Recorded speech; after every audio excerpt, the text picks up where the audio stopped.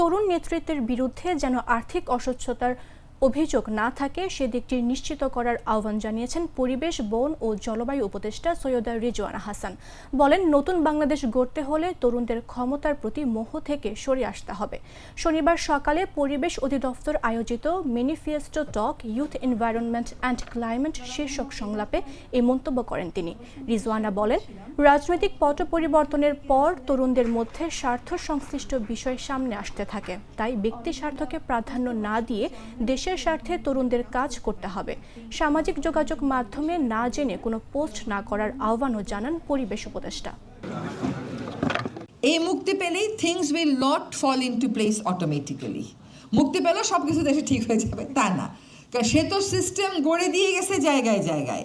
সেই সিস্টেম তো নানানভাবে ব্লক তৈরি করবে, প্লাস সুযোগ সন্ধানী স্বার্থান্বেষী মহল তো আছেই। So it will take time.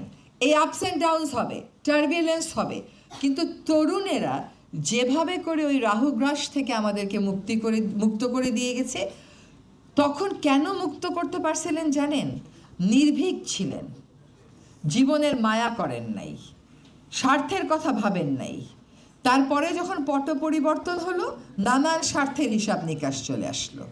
তো ওই স্বার্থের হিসাব নিকাশটা আনা যাবে না। ওই নির্ভীক চিত্তেই কথা বলবেন, নির্ভীক চিত্তেই এগিয়ে আসবেন। পরিবর্তন যদি এই দেশে হয়, আপনাদের হাত ধরেই হবে।